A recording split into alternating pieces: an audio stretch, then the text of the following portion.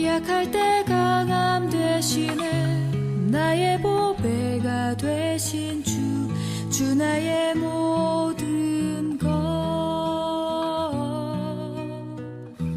주 안에 있는 보물 2000년 전 역사 속에 오셨던 우리 예수님께서는 이렇게 말씀하셨습니다. 사람이 나를 사랑하면 내 말을 지키리니 내 아버지께서 그를 사랑하실 것이요 우리가 그에게 가서 거처를 그와 함께 하리라. 나를 사랑하지 아니하는 자는 내 말을 지키지 아니하나니 너희가 듣는 말은 내 말이 아니요 나를 보내신 아버지의 말씀이니라 라고 이렇게 우리 예수님께서는 말씀하셨습니다. 예수님께서 이 땅에 오셔서 하셨던 모든 말씀은 하나님의 말씀이라는 것입니다. 이 사실을 믿습니까? 그리고 예수님께서는 이렇게 고백하고 계십니다. 내가 아버지의 계명을 지켜 그의 사랑 안에 거하는 것 같이 너희도 내 계명을 지키면 내 사랑 안에 거하리라. 이렇게 고백하셨고 우리에게 권면하셨습니다. 우리에게 정말 하나님의 사랑을 받는 길이 무엇인지 여러분 모두는 다 사랑의 목마름을 갖고 있고 이 힘들고 험악한 세상을 살아가면서 누구에겐가 의존하며 무엇인가 이런 목마름을 채우기 위한 갖은 수단과 방법을 다 동원하여 노력해보지만 어떻습니까? 2013년도 이제 지나간 해를 보내는 동안 여러분 어땠습니까? 여러분의 목마름이 채워지셨나요? 여러분 그토록 갈망하는 여러분 안에 내면의 행복과 기쁨과 만족한 삶이 있으셨나요? 여러분 누구에게인가 사랑을 받기를 원하여 그 어딘가를 향해 황망한 눈빛을 여러분은 굴리며 살아왔지만 그 내면의 여러분들의 그 모든 욕구들이 채워졌나요? 오늘 주님께서 말씀하고 계십니다. 우리 주님의 말씀 그것은 곧 하나님 안에 우리가 거할 때만이 그것이 진정 하나님의 사랑을 받는 삶이요 하나님을 사랑한다는 것은 하나님의 계명을 지키는 그것이 곧 하나님을 사랑하는 것이고 우리 예수님이 그렇게 하나님의 계명을 지켰더니 하나님 안에 거하는 삶이셨다고 말씀하고 있는 것입니다. 사랑하는 성도 여러분들이요 올해에 저와 여러분들이 이 신년 첫 주일을 맞이하면서 함께 결단할 수 있기를 바라는 것은 주의 계명을 사랑할 수 있기를 축복합니다.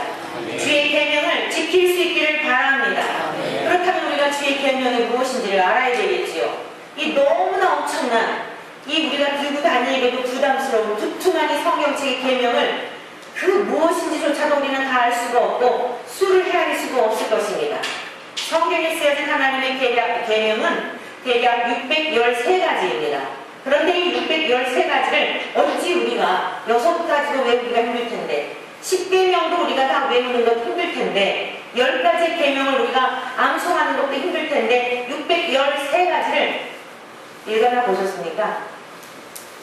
웃으시는 분들 저를 비롯해서 우리 모두 다 찐이는 사람들이에요. 하나님은 우리를 사랑하시는 분입니다.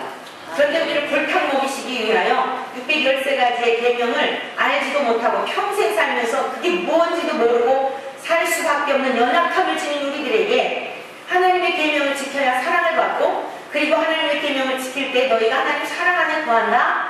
내가 그랬다. 예수님 말씀하신 거라면 지킬 수 없는 것을 우리에게 말씀하셨다면 우리를 골탕 먹이시려는 그런 정말 악한 하나님이시겠지요. 그런데 주님 우리의 체질을 아셔서요. 613가지의 계명을 10가지로 함축하셨고 그 10가지를 2가지 계명으로 함축하셔서 올해 우리 교회의 표어인 뭐예요? 하나님 사랑, 이웃 사랑이에요. 자, 오늘 여러분들이 이것을 붙들고 살아가시길 축복합니다. 하나님의 계명의 전체는 뭐냐면 하나님 사랑, 두 번째는 뭐예요? 이웃 사랑이에요. 이것이 성경 전체의 가르침입니다. 그래서 저와 여러분들이 성경을 달달 외우지 못해도 암송하지 못해도 늘 성경을 읽지 못해 죄책감을 가지며 사는 분들도 그런 교인들도 많이 있을 겁니다. 그런데 그것보다 더 중요한 것은 하나님의 계명을 지키는 것이요 진짜 계명을 지키는 사람들이야말로 하나님을 사랑하는 자이며 하나님을 사랑한다면 하나님의 계명을 지키는 것인데 그것은 어려운 것이 아니라 힘든 것이 아니라 딱 2가지로서 하나님을 사랑하는 것이요 이웃을 사랑하는 것이다 라고 아주 명쾌하게 하나님께서는 우리들에게 주셨다는 것입니다. 오늘 말씀을 들으면서 이 시간 결단하시겠습니까? 하나님을 사랑하시고 결단하시겠습니까? 자, 하나님을 사랑하는 것처럼 이웃을 사랑하기로 결단하시겠습니까? 그렇다면 하나님은 영이시며 신이신 분인데 그분을 우리가 어떻게 사랑을 해야 하는지 잘 모르지 않습니까? 그렇다고 사람이 죽으면 부모님들이 돌아가시고 나면은 1년에 한 번씩 제사상에다가 제사밥을 차려드리고 부모님에 대한 표, 부모님에 대한 공경의 표로 그 밥을 차려드려서 그렇게 표현할 수 있을까요?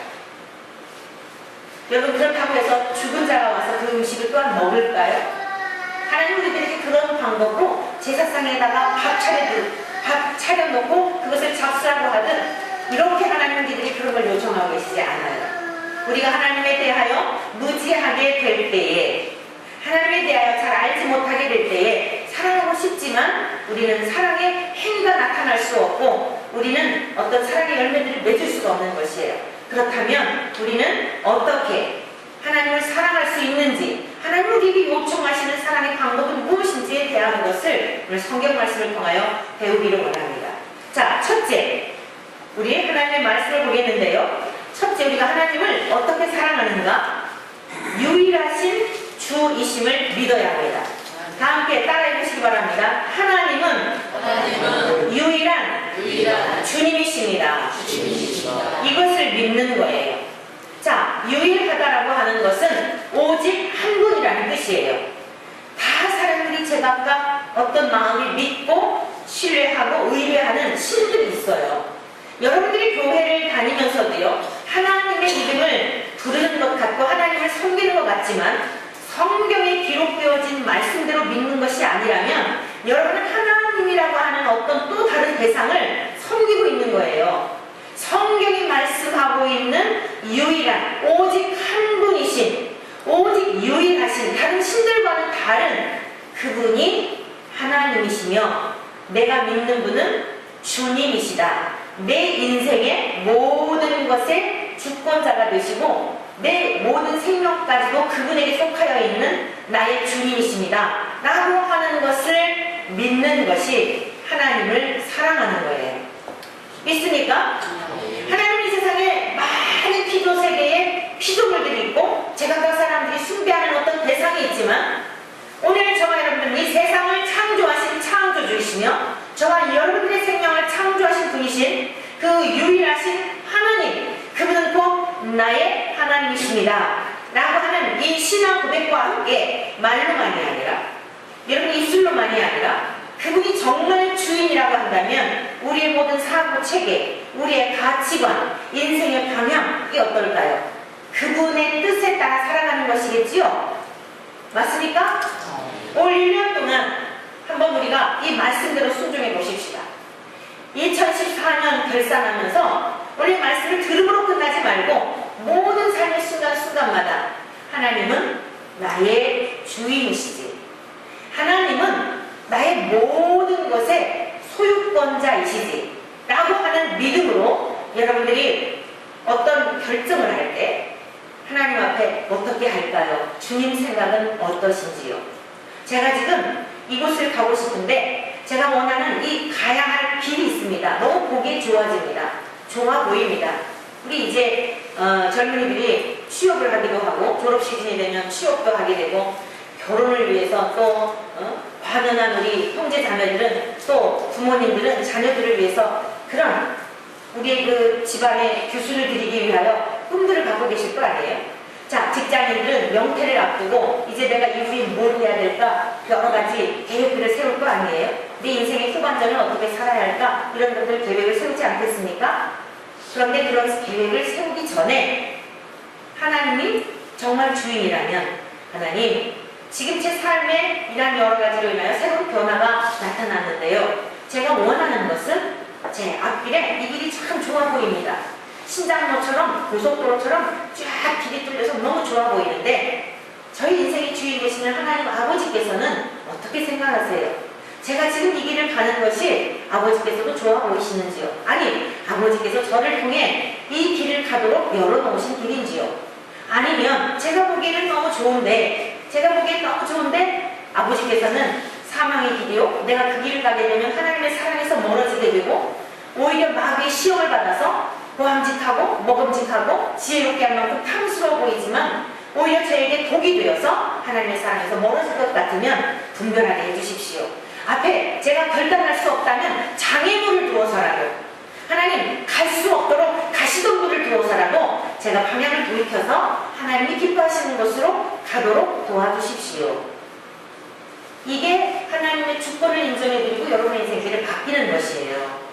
그런데 내가 이제 그렇게 하나님 앞에 의뢰하였더니 원하는 그게 딱 막혀버린 거예요. 내가 취업을 위해서, 또 결혼을 위해서, 여러분의 인생의 자녀들의 어떤 학업을 위해서 좋은 그림을 갖고 기대를 잔뜩 했는데 이게 전혀 엉망진창이 되어버린 거예요. 하나님 앞에 내 모든 주권을 위임했다면, 그래서 하나님께서 그 방향을 틀으셨다면 어떨까요? 방향을 틀었어도 하나님의 계획하심이, 하나님의 섭리하심이 있는 것을 감지할 수 있겠지요? 그렇나요? 아니에요? 무슨 소리인지 못 알아들어요? 너무 진지해서 못 알아듣겠습니까? 쉽게 말한다면 내가 원하는 것은 예스로 응답을 했는데 하나님은 방향을 틀으셔서 노로 응답하셨다, 이 말씀입니다. 내가 이 직장에서 계속 머물면서 승승장구하기를 바라는데 갑자기 명퇴를 당했다, 이 말입니다. 그러니까 내가 원하는 꿈이 있었어요. 계속 직장을 다니면서 인생을 안락하게 살 수 있는 그게 있었고 그렇게 위하여 기도했는데 하나님은 딱 잘라놓으셨단 말입니다. 근데 여러분이 계획하고 계속 가다가 한 거는 좀 상황이 달라요. 근데 정말 하나님을 걸음걸음마다 인정해드리고 이어주고 그리고 했는데 이게 딱 가로막힌 거예요. 내 힘으로 안 되니까 내가 사표를 낸 게 아닌데 그냥 잘려버렸어요. 예를 들자면, 그러면 가시던 불을 두어서라도 사랑하는 아들아, 사랑하는 딸아, 너가 더 이상 그 길을 가서는 너의 인생길에 영적으로 도움이 되지를 않아. 나는 너와 더 친밀한 교제를 나누고 내가 너에게 정말 내 안에 누리는 삶이 무엇인지를, 나는 너의 아버지니까 도와주고 싶어. 그런데 지금 계속 네가 나를 의지하지 않고 너의 능력을 의지하고 너의 힘을 의지하고 그 길을 가는데 더 이상 안 되겠다. 그래서 내가 너의 방향을 돌이켜야 되겠다. 그러면 생각지 않은 방법으로 앞에 장애물이 생겨서 가시던 불이 누워서 엉겅퀴가 나가지고 갈 수 없는 상황이 된다, 이거예요. 그렇게 하나님과 동행하는 사람은 내가 원하는 삶이 아닌 것으로 노로 응답하셨다 하더라도 어떨까요? 감사가 나오는 거예요. 주님, 저를 홀로 두지 않으셨군요. 하나님께서 저와 함께 하시기 때문에 내 인생길에 이렇게 하나님께서 친히 간섭하여 주셔서 내버려 두지 않으시고 저와 함께 하심에 대한 것을 경험하게 하시니 감사합니다. 사랑하는 성도 여러분, 이게 하나님의 백성들이 살아가는 방법이에요. 그래서 범사에 감사하라, 쉬지 말고 기도하라, 항상 기뻐하라, 이게요. 아이고 감사해야지. 내가 교회 다니는데 교회 다니는 사람 항상 감사하라 그랬어요. 천만의 말씀이에요. 교회 다녀서 감사하는 게 아니고 억지로 감사하는 게 아니고 속에는 부글부글 끓는데 얼굴은 게 얼마나 웃기겠어요. 속은 부글부글 끓는데 얼굴을 웃으려고 하니까 그런 게 아닙니다. 범사에 감사라는 것은 모든 내 생명의 주권자이신 하나님이 간섭하셔서 내 안에서 함께 동행하여 주심으로 말미암아 잘 되든지 못 되든지. 근데 사실 잘 되든지 못 되든지가 뭐냐면 우리는 모두 지금 같이 체계가요, 세상적인 체계로 다 그런 것들이 지금 들어와 있는 거예요. 그래서 돈 잘 벌고 막 그냥 쑥쑥 올라가고 이것이 막 잘 되는 걸로 아는 거예요. 근데 하나님 편에서 보면 그렇게 하나님 없이 잘 되고 재벌이 되고 막 부유해져서 하나님을 떠나가게 될 것 같으면 하나님 편에서 보면 그건 저주란 말이에요. 그러니까 하나님 편에서 하나님의 시각에서 우리가 바라보게 되면 망했는데도 아버지가 나의 주권자가 되어 함께하고 계시니까 너무 감사해서 망했는데도 찬송하게 되고 망했는데도 기뻐하게 되고 망했는데도 춤추게 되는 겁니다. 이게 그리스도인의 능력 있는 삶이에요. 하나님의 나라의 시민권자들의 삶이란 말씀입니다. 알겠습니까? 사랑하는 성도 여러분들이요, 오늘 기독교의 본질, 성경에서 말씀하고 있는 것에 대한 정말 저와 여러분들이 아버지께서 우리에게 무엇을 원하시는지에 대한 것들을 깨달아갈 수 있기를 축원합니다. 그래서 무조건 사람들이 볼 때에 막 유명해지고 막 잘 나가고 그것만이 막 잘된 걸로 알고 그것만이 복인 것으로 아는 이 우리 지금 생각들을 깨트려버려야 되는 것이에요. 그래서 유일하신 주 하나님,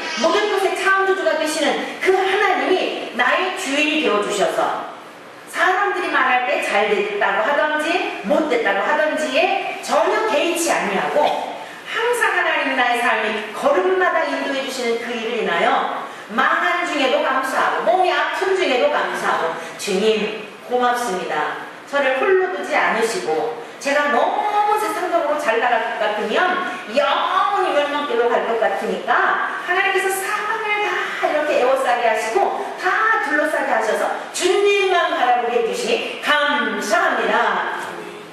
감사합니다. 이 범사에 감사하는 능력 있는 성도의 삶을 살아가시기를 축원합니다.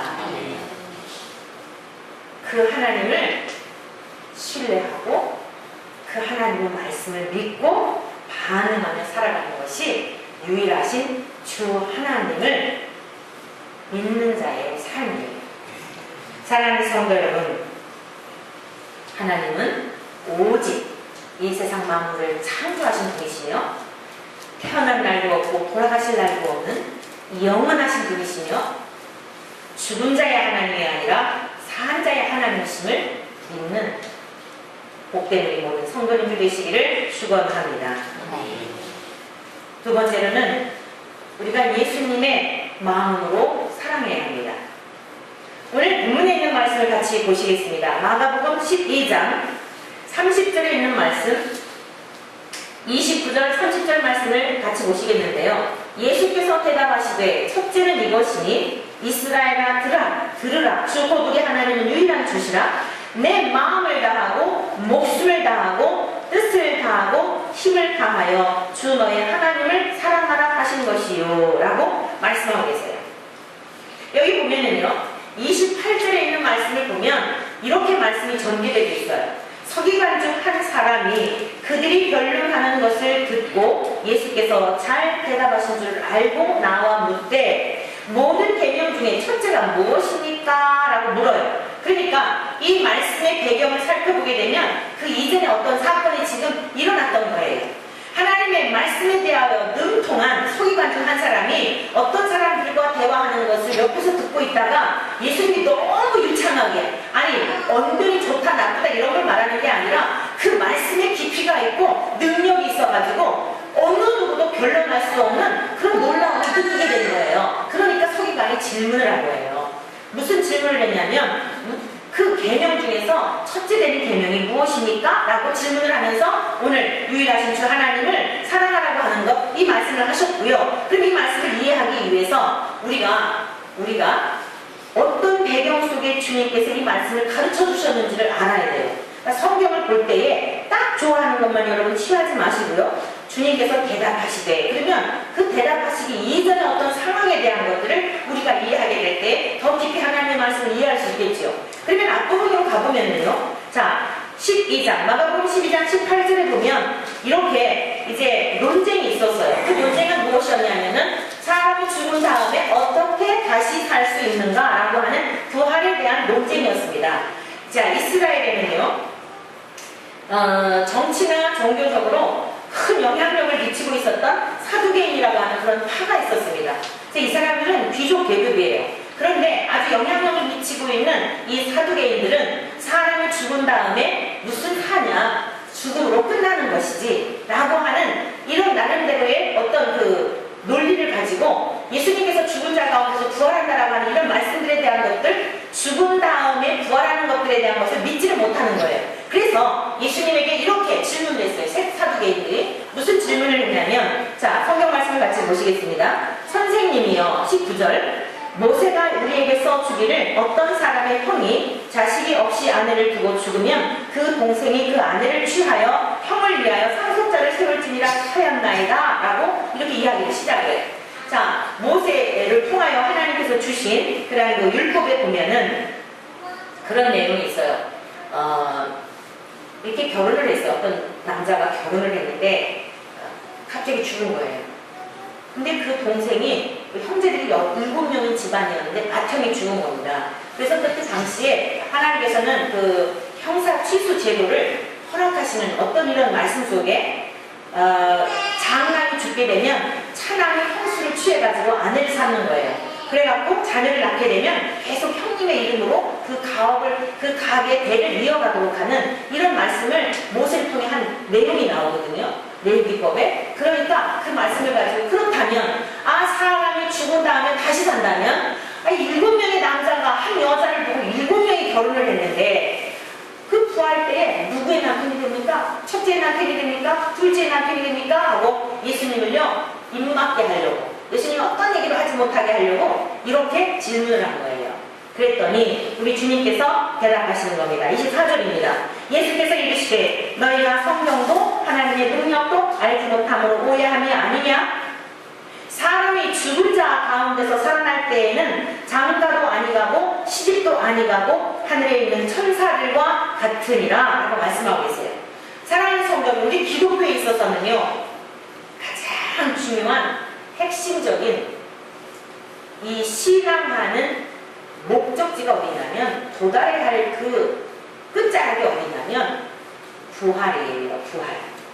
죽은 다음에 다시 사는 부활 생명을 얻기 위해서 우리가 하나님을 경외하며 하나님이 우리에게 부활 생명을 주시기 위해서 예수님을 보내주셨기 때문에 그 예수님을 통하여 부활 생명을 얻는 그 생명을 얻기 위하여 신앙하는 겁니다.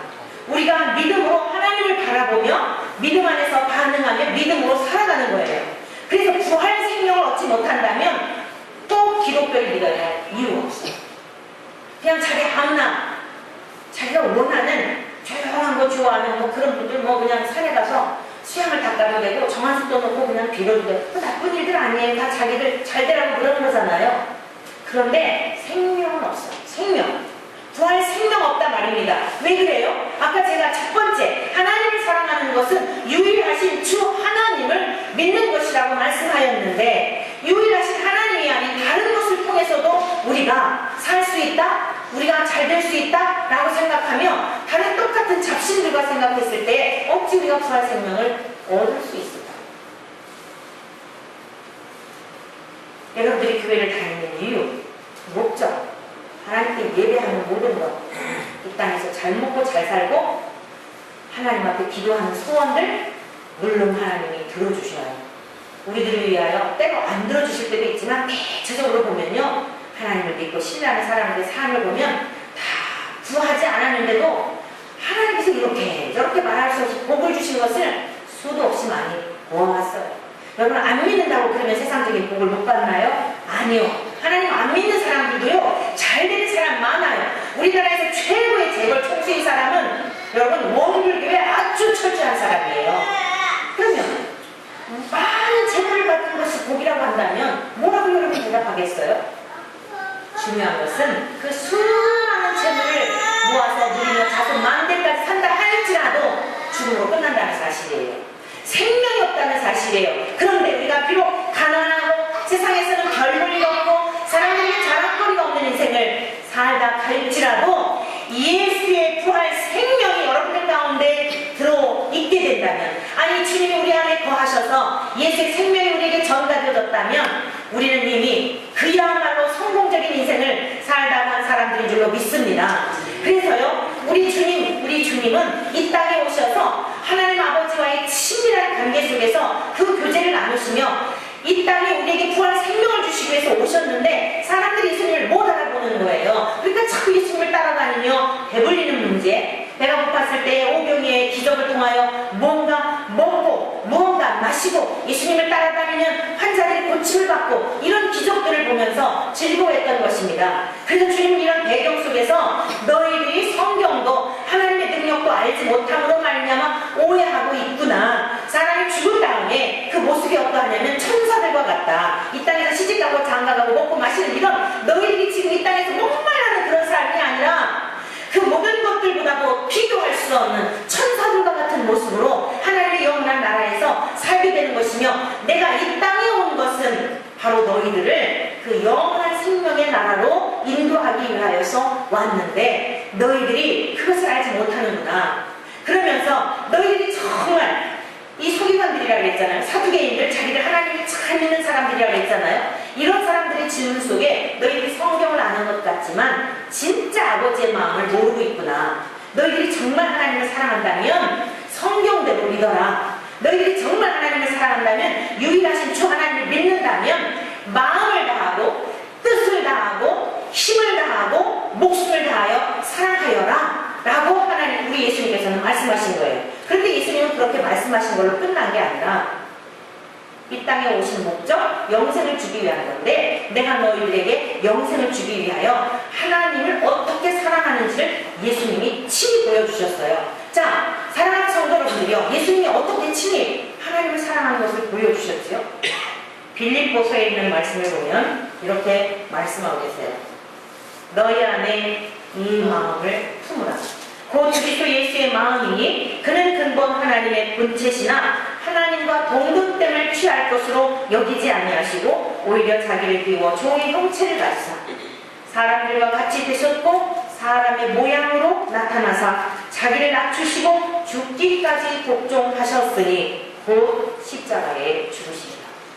사랑하는 성도 여러분, 우리 예수님께서 하나님을 사랑하는 것을 보여주셨는데, 예수님의 마음으로 사랑하는 것이 하나님을 사랑하는 것이라고 지금 여러분에게 말씀을 드렸습니다. 자, 그러면 예수님의 마음으로 사랑한다는 게 뭐냐면, 예수님은 본래 하나님이셨는데 자기를 비워 인간이 되셔서 이 땅에 오셔서 하나님의 말씀에 절대적으로 순종하고 이웃을 향한 사랑으로 자신을 내어주신 거예요. 그러니까 오늘 우리가 내가 사랑을 하는데도 안 되고 실패하는 이유가 뭐냐면, 내 사랑으로 사랑하려고 하기 때문에 안 되는 거예요. 여러분, 하나님을 사랑하고 이웃을 사랑하려고 애써 보시지 않았어요? 노력하시고 계시지요? 노력하고 계시지요? 네. 노력하는데 어때요? 흡족한가요? 흡족해요? 아니지요. 늘 미안하고 늘 죄송하고 늘 죄책감 속에 있잖아요. 그 이유가 뭐냐면 내 사랑으로 사랑하려고 하기 때문에. 여러분, 우리들의 사랑은 온전한 사랑이 아니에요. 다 이기적이에요. 죄의 본성 자체가 태어날 때부터, 아기들을 한번 보세요. 아기들을 자기 먹고 싶은 것을 위해서, 자기가 갖고 싶은 것을 위해서 가르쳐준 적도 없는데 막 누워서 때를 쓰고 발을 두르고 아딱하면서, 그러면서 울면서라도 반드시 취해내잖아요. 우리가 그러고 자란 거예요. 그리고 그 본성이 그대로 있습니다. 우리가 누구를 사랑하는 것 같지만 너무 계산이 되어서 내가 이 사람한테 이만큼 하면 이 사람이 나한테 이만큼 해주겠지, 나도 모르게 계산이 되어 있다니까요. 안 그런 것 같은데 지나놓고 나니까 다 계산된 사랑이 들어가 있는 거예요. 왜 상처를 받죠? 왜 시험에 들어요?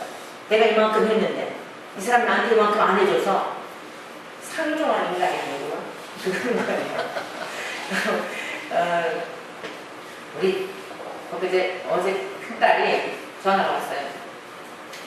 이달에 축의금만 30만 원이 나왔대요. 여러분, 가난한 전도사가요, 근근히 하루하루 살아갈 가난한 전도사가 30만 원 한 달 축의금은 부자들의 300만 원 이상이에요. 그러면서 축의금 많이 들었다고 좋아라 해도 저기 있거든요. 빚이야. 그래서 그거 받는다고 다 좋아할 게 아니고, 그리고 그런 거 받았을 때에 이 사람이 이만큼 했으니까 내가 이만큼 해야지. 내가 이만큼 했는데 이 사람이 이만큼밖에 안 해? 이렇게 자꾸 계산을 하게 되면 참 삭막한 거고, 그 세상에 상종할 사람이 아무도 없어. 계산하지 말고 할 수 있으면, 어떤 사람은 너한테 3만 원밖에 못했지만 형편이 좀 나아서 10만 원 할 수 있고 30만 원 할 수 있고, 그 어려운 사람에게 더 해서 힘든, 자녀들이 결혼하지 못해갖고 힘든 중에 여러분들 그때 힘을 이렇게 보태주면 멀리까지 가서 신문에 뭐 이런 거 무슨 부지했다고 떠벌리고 그러지 않더라도 그게 다 이웃이 함께 살아가는 거 아니겠어? 그러니까 많이 나에게 줬다라고 해서 좋아할 것도 없고, 그것은 내가 다 베풀어야 하는 것이고, 또 적게 했다고 해서 상처받을 것도 없고, 또 네가 얼만큼 받았기 때문에 어거지로 이렇게 하지 말고 기쁨으로 감사함으로 할 수 있는 만큼 하는 거야. 사랑하는 성도 여러분, 대부분요, 어제도 제가 저희 부심이 되신 고모님이 돌아가셔갖고 그제 이제 돌아가셔서 입관 예배, 하반 예배, 발인 예배, 이 예배를 이제 정보고 좀 진행해달라 해가지고 그 장례를 치렀어요. 우리가 죽음 앞에 서게 되면 굉장히 숙연해지잖아요. 근데 정말 부끄러운 일인데요. 그 장례를 치렀는데 너무 손님이 많은 게 아니고 없는 거예요. 우리가 많이 돌아보게 되더라고요. 손님이 없어가지고 형제가 4명인데, 그래서 제가 마지막 어제 화장터에서 예배를 인도하면서 우리 모두 서로 사랑하자. 하나님의 계명은 사랑이다. 형제간에도 반목하지 말고, 치매에 걸려서 변을 갖다 묻히고 하는 어머니 모신 거 정말 귀한 일이다. 요양원에 갖다 그러지 않고 정말 수고했다. 그런데 이젠 정말 우리가 남아있는 형제들 간의 사랑하고 계산되지 않은 사랑으로 우리가 살아가고, 우리 때 얼마나 약삭하게 살아가는지 아세요? 이 사람이 나한테 이만큼 했으면 그거는 돌려주고, 안 했으면 절대 안 하죠. 너무 당당해요. 부끄러운 거예요, 사실. 오죽했으면 하지 못했을까.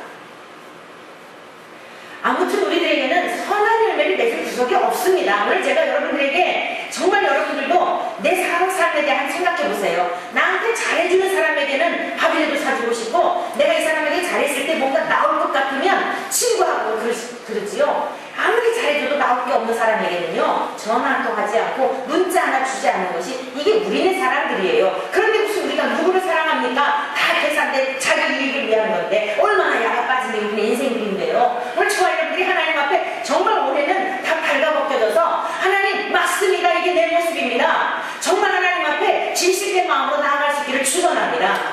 그런데 예수님은 우리들과 다르잖아요. 하나님이시잖아요. 근데 우리 주님께서는 하나님이신데 자기를 비워서 신의 자리에서 인간의 자리로 내려와 전인격적으로 하나님의 말씀에 순종하셨다는 거예요. 제가 서론적으로 읽어드렸잖아요. 요한복음 14장 말씀 여러분에게 읽어드렸죠. 내가 아버지의 계명을 지켜 하나님을 사랑함으로 말미암아 어떻게 해요? 전인격적으로, 전 존재적으로 아무런 계산하지 않고, 내가 신인데 이렇게 이 땅에 유세떨에 오시지 않고 차디찬 말류간에 오셔서 전인격적으로 이렇게 저와 여러분들을 사랑해 주셨고 하나님의 계명을 지켰다는 것이에요.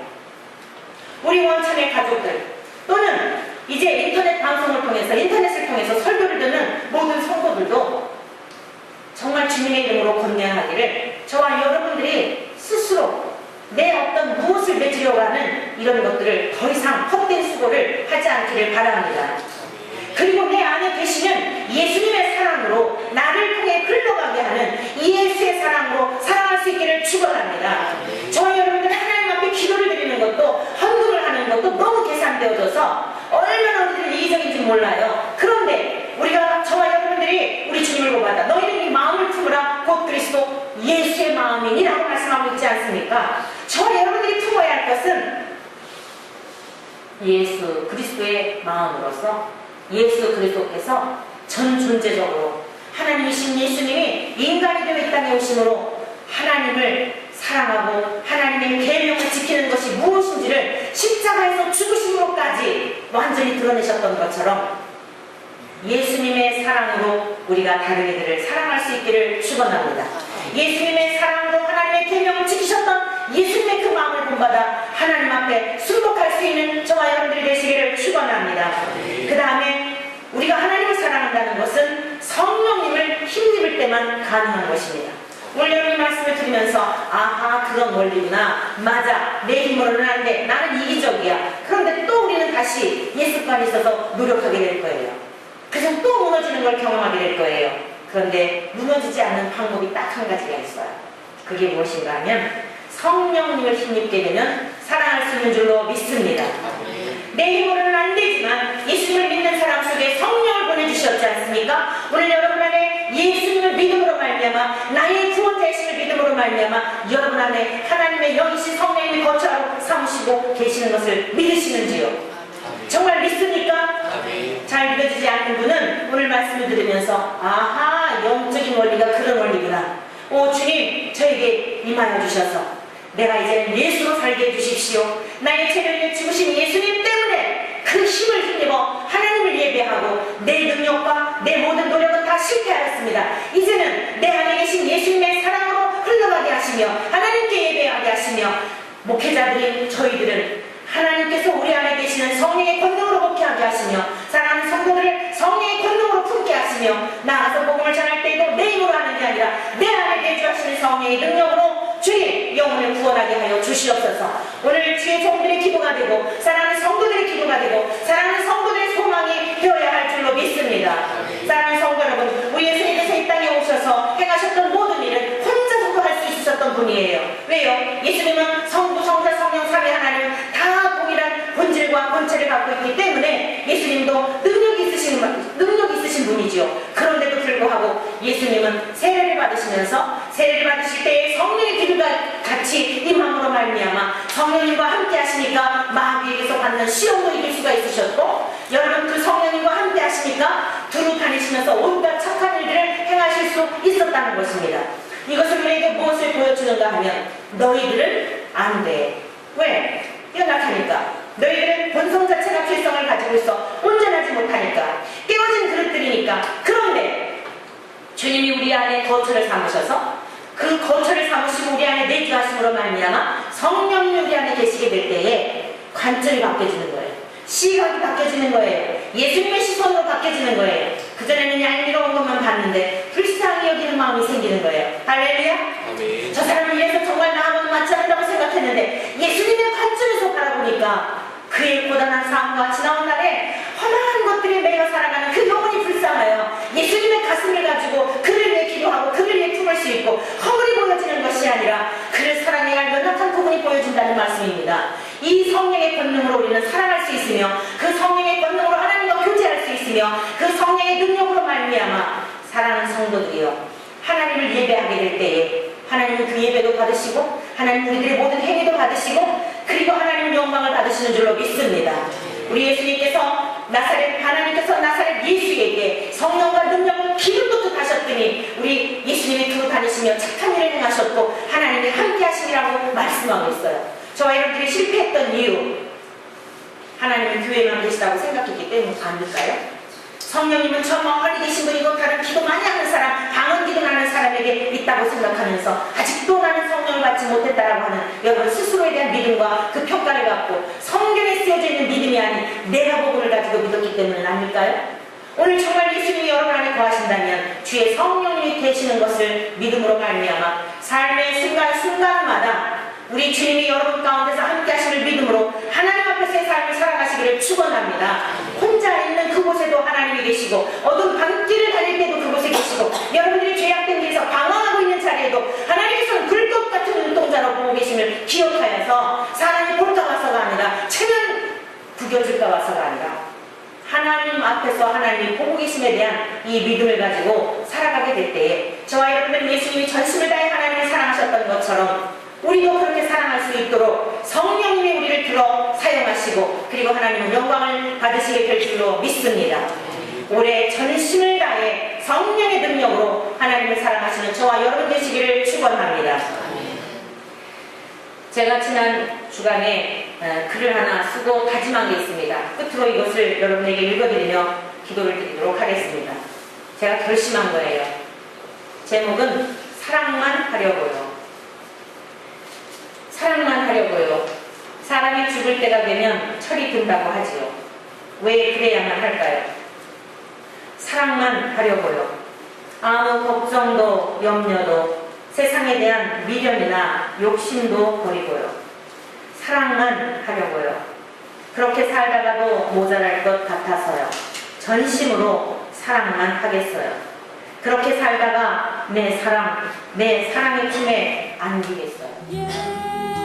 예수 어린 양 존귀한 이름 예수 어린 양